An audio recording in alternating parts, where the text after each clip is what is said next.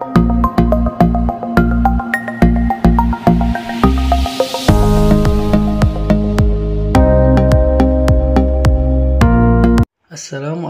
warahmatullahi wabarakatuh. Kembali lagi dengan channel Cigu 2 FJR, yang mana pada kesempatan kali ini akan memberikan video pembelajaran tentang materi gerak parabola, yaitu materi kelas 10. Yang mana untuk gerak parabola mungkin Ananda dalam kehidupan sehari-hari sudah mengalami dan melakukannya, atau mungkin sudah pernah melihat kegiatan tersebut, yang mana kegiatan tersebut salah satunya adalah sepak bola, yang mana untuk menendang bola, mengoper bola, atau memasukkan bola ke dalam gawang, mungkin kita akan menggunakan kecepatan awal dan dengan sudut tertentu, supaya bola yang kita inginkan tujuannya itu akan sesuai dengan yang kita inginkan.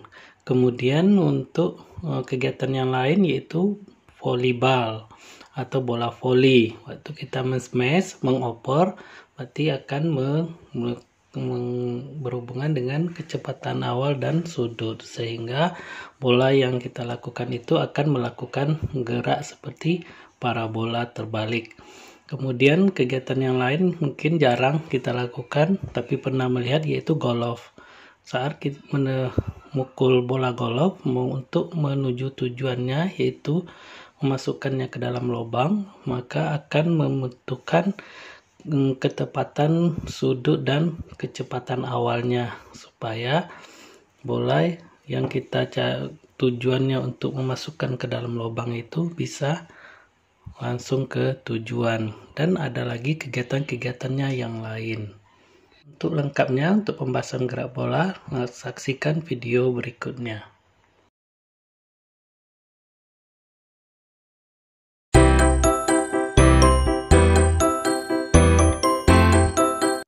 Konsep yang harus diketahui atau yang harus dipahami yaitu tentang gerak parabola atau peluru adalah gabungan gerak horizontal, yaitu pada sumbu Y yang merupakan GLB, gerak lurus beraturan, dengan gerak vertikal yaitu sumbu Y yang merupakan GLBB yang dipengaruhi oleh percepatan gravitasi bumi.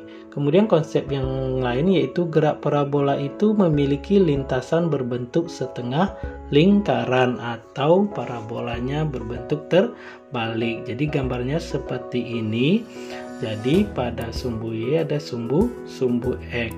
Maka pada sumbu A itu startnya atau mulainya bola itu atau benda itu ditendang atau dilemparkan dengan sudut theta. Kemudian ada posisi A, B, C, D, dan E. Jadi itulah yang akan kita pelajari untuk berikutnya. Untuk titik A, kecepatan awal parabola dapat dihitung dengan lihat gambar. Titik A berarti ada V0, itu yang garis merah. Kemudian yang oranye itu adalah proyeksi dari V0 tersebut, yaitu V0X terhadap sumbu X dan V0Y terhadap sumbu Y. Dan di situ juga ada sudut theta 0. Jadi theta 0 itu adalah sudut. Jadi untuk mencari besar V0X-nya adalah V0 cos theta sesuai konsep vektor yang sudah kita pelajari. Kemudian V0Y-nya sama dengan V0 sin theta. Jadi ingat ya, jangan salah pakai fungsi. Kemudian untuk resultannya V0-nya, maka nilainya adalah akar dari V0X dikuadratkan ditambah V0Y dikuadratkan, yang mana V0 itu adalah kecepatan awal, V0X itu kecepatan awal horizontal atau pada sumbu X, kemudian V0Y itu adalah kecepatan awal vertikal atau pada sumbu Y, dan alfa itu atau theta itu adalah sudut elevasi. Jadi untuk sudut elevasi terserah kita menggunakan variabel theta, alfa ataupun gamma. Untuk titik B yaitu mencari kecepatan awal benda dapat dihitung dengan, perhatikan gambar, yaitu cari V-nya, VY dan V0X. untuk Vx sama dengan V0x sama dengan V0 kali cos theta, sedangkan Vy-nya yaitu sumbu y-nya V0 sin theta dikurang g kali t. Kenapa kecepatan Vy-nya dikurang? Karena dia berlawanan dengan arah gravitasi bumi, makanya dia semakin ke atas semakin berkurang kecepatannya. Oke, kemudian untuk V resultannya atau gabungannya, V sama dengan akar dari Vx kuadrat ditambah Vy kuadrat. Kemudian untuk posisi benda dapat dihitung dengan X sama dengan V0x dikali T sama dengan V0 cos theta dikali T. Sedangkan untuk sumbu y-nya, y sama dengan V0 sin theta dikurang setengah kali g kali t kuadrat. Di sini juga dikurang tandanya karena dia berlawanan dengan arah gravitasi bumi. Kemudian di titik C ini disebut juga dengan titik puncak, yang mana kecepatan awal parabola dapat dihitung dengan Vx sama dengan V0x sama dengan V0 cos theta. Kemudian Vy-nya karena dia tidak ke atas lagi, berarti Vy-nya bernilai 0. Waktu yang diperlukan peluru untuk mencapai titik tertinggi, pakai rumus T sama dengan V0y dibagi G, sama dengan V0 sin theta dibagi G. Atau pakai rumus ini juga boleh kalau diketahui H atau ketinggian, yaitu T sama dengan akar dari 2 kali H dibagi G. Kemudian untuk tinggi maksimumnya yaitu H, rumusnya H sama dengan V0 kuadrat sin kuadrat kali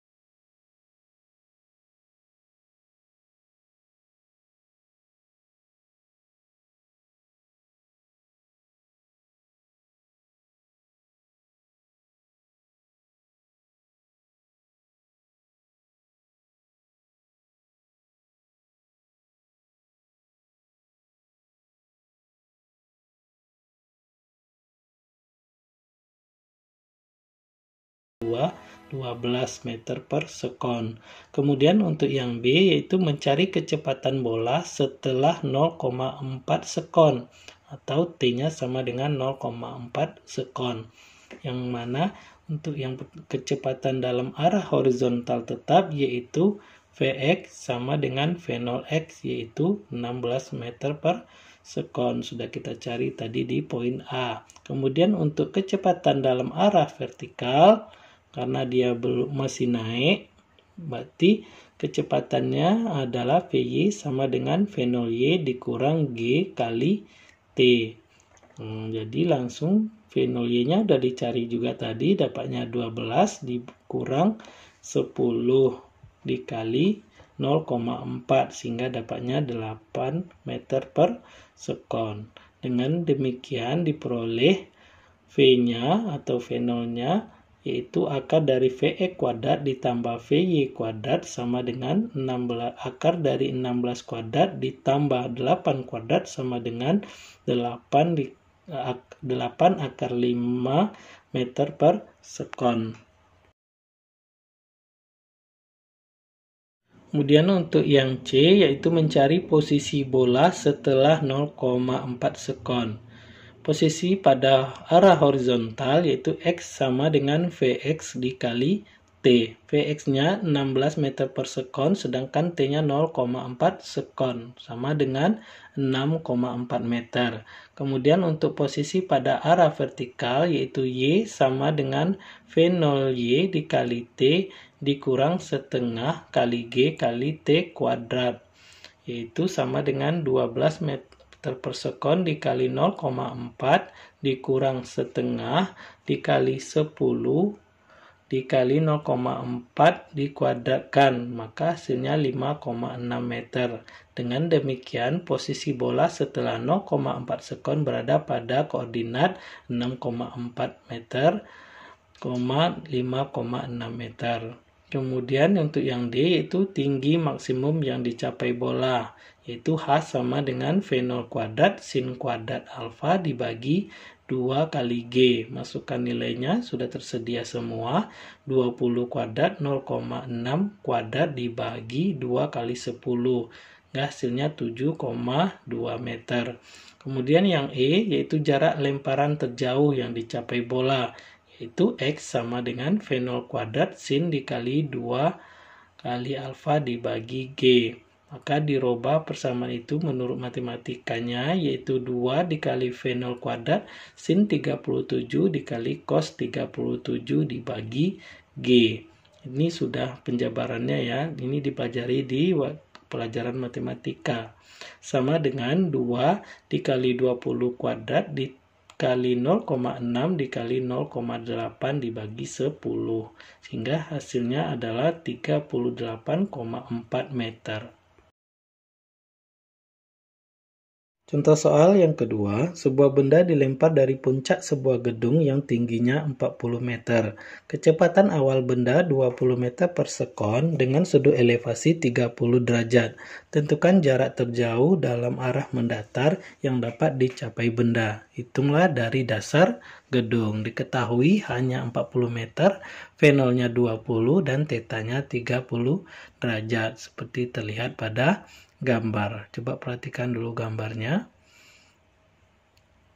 Untuk menentukan jarak terjauh dalam arah mendatar yaitu X, lebih dahulu Anda hitung waktu yang diperlukan benda untuk bergerak dari A ke B. Waktu ini bisa dihitung dari gerak vertikal ke atas, yaitu sumbu Y sebagai berikut. Yaitu kita cari dulu V0Y-nya yaitu sama dengan V0 sin 30 derajat sama dengan 20 dikali setengah sama dengan 10 meter per sekon. Kemudian Y-nya yaitu posisinya Y sama dengan V0Y dikali T dikurang setengah kali G kali T kuadrat. Maka masukkan nilainya, Y-nya negatif 40 karena di bawah ke posisi benda, sama dengan 10 kali T dikurang setengah kali 10 kali T kuadrat. Untuk memudahkan perhitungannya maka dibagi 5 yaitu negatif 8 sama dengan 2T dikurang T kuadrat. Maka kita jadikan ke bentuk persamaan kuadrat, yaitu 0 sama dengan T kuadrat dikurang 2T dikurang 8. Kemudian kita faktorkan, yaitu 0 sama dengan T ditambah 2 dalam kurung dikali T dikurang 4. Ini pelajarannya di matematika. Diperoleh T sama dengan negatif 2 sekon. Karena hasilnya negatif berarti kita tidak gunakan, maka kita gunakan yang positif, yaitu T sama dengan 4 sekon. Inilah waktu yang dibutuhkan. Sudah dapat waktunya, baru kita cari jaraknya, yaitu dari gerak horizontal, yaitu sumbu X diperoleh X sama dengan V0T dikali cos 30 derajat, itu sama dengan 20 kali 4 dikali setengah akar 3, sehingga dapat hasilnya 40 akar 3 meter. Catatan, nilai Y diambil harga negatif, yaitu negatif 40, karena posisi akhir yaitu titik B berada di bawah posisi asal, yaitu titik A. Berikutnya contoh soal yang ketiga. Sebuah mobil hendak menyeberangi sebuah parit yang lebarnya 4 meter. Perbedaan tinggi antara kedua sisi parit itu adalah 15 cm. Seperti ditunjuk pada gambar di bawah ini. Jika percepatan gravitasi 10 meter per sekon kuadrat, berapakah kelajuan V minimum agar penyeberangan mobil dapat tepat berlangsung? Di sini gambarnya, jaraknya, tingginya ya. Jawabannya yaitu perhatikan kembali gambar berikut. Diketahui Y sama dengan 0,15 meter. Jadikan ke meter ya, X-nya 4 meter, V0X-nya sama dengan V, yaitu V0Y-nya sama dengan 0 dan G-nya sama dengan 10 meter per sekon kuadrat.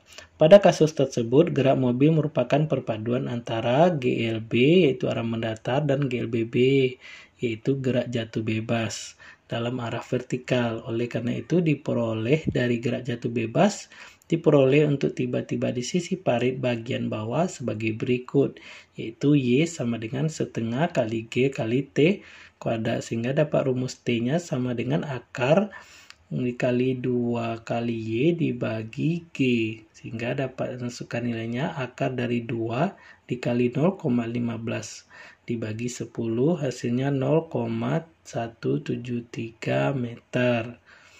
Kemudian dari gerak horizontal diperoleh kelajuan V sebagai berikut, yaitu dari rumus X sama dengan V0X dikali T sama dengan V kali T, sehingga dapat hasil V-nya sama dengan X dibagi T, yaitu 4 dibagi 0,173, sehingga dapat hasilnya 23 meter per sekon. Jadi kelajuan minimum agar penyeberangan mobil dapat tepat berlangsung adalah V sama dengan 23 meter per sekon.